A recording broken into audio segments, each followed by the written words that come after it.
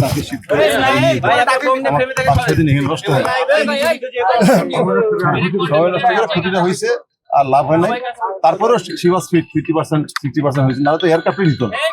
একটা এভিয়েশনের কারণে একটা রোগী উঠানো যত মূল 50% প্লাস যদি তার শরীরে স্ট্রেংথ না থাকে, তো তারপরে তাকে নেওয়া হয়েছে। কিন্তু উপর আল্লাহ ইচ্ছা যে সেখানে নিয়ে মাত্র 4 দিনের মাথায় ভালো একটা হসপিটাল নিয়েছিলাম, তারা পারেনি।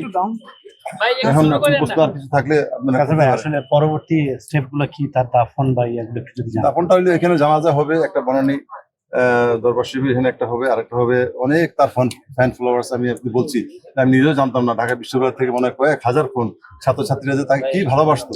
সে যে অল্প সময়ে একটা কন্টেন্ট ক্রিয়েটার হিসাবে একটা ইয়াং ট্যালেন্টেড একটা ছোট্ট মেয়ে এইভাবে যে সে মিডিয়াতে যে এত তার আমি কি বলবো পপুলারিটি পাইছে, এটা কিন্তু আমার জানা ছিল না।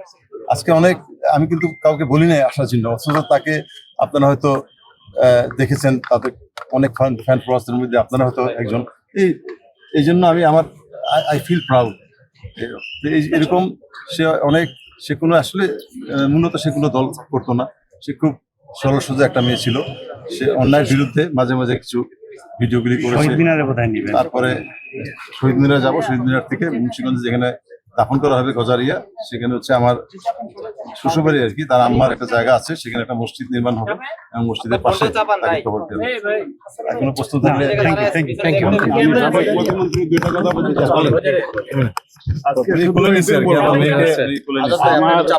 উনি আমার দূর সম্পর্কে উনি জানেন না, উনি কথাটা বললো আমার বাড়ির ঐতিহাসিক স্থান। আমি ওখান থেকে 4 বার এমপি হয়েছি, সাবেক প্রতিমন্ত্রী মুক্তিযোদ্ধা মন্ত্রণালয় আমিনুল্লাহ আমার মন্ত্রণালয়ের সে মুক্তিযোদ্ধা দলের একজন গোলরক্ষক ছিলেন। তারপর যাই আমি চিকিৎসা সম্বন্ধে যেটা বলতেছিলেন যে এই যে লিভার সার্জারি, আমার ওয়াইফ এই লোকে মারা গেছেন। সে সুপ্রিম কোর্টের একজন হাইকোর্টের অ্যাডভোকেট ছিলেন, মানে সেই কথা বাদ দিলাম। আজকে শুধু এটুকুই বলবো, এই মৃত্যুর সময় আমরা শুধু এটুকুই বলবো, রাদিতু বিল্লাহি রাব্বা ওয়াসলামি দিমা আউলি নাবিয়া। আই কবরে যখন যাবেন তখনই তাকে প্রশ্ন করবে তোমার রব কে, তোমার রব কে? আল্লাহ। তোমার ইসলাম কি? ধর্ম কি তোমার? ইসলাম।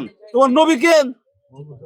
এই কথা যদি সে উত্তর দিতে পারে ঠিক মতো, আল্লাহ তাকে নিশ্চিত আল্লাহর রহমতে ইনশাআল্লাহ সে ব্যস্ত নসিব করবেন আল্লাহ। এইটুকু বলবো। আর আজকে এই সুখ সন্তব্য বাপ থাকতেন, মা যদি মারা যায়, এর চেয়ে দুঃখ আর কষ্ট আর কিছু হতে থাকতে পারে না, এর চেয়ে বড় কষ্ট কিছু হতে পারে না। বন্ধু বান্ধব, বাধা বিধান, আত্মীয় স্বজন সবাই এই কষ্ট পায়। কাজে আমরা ভুক্তভোগী এই কষ্টের মধ্যে।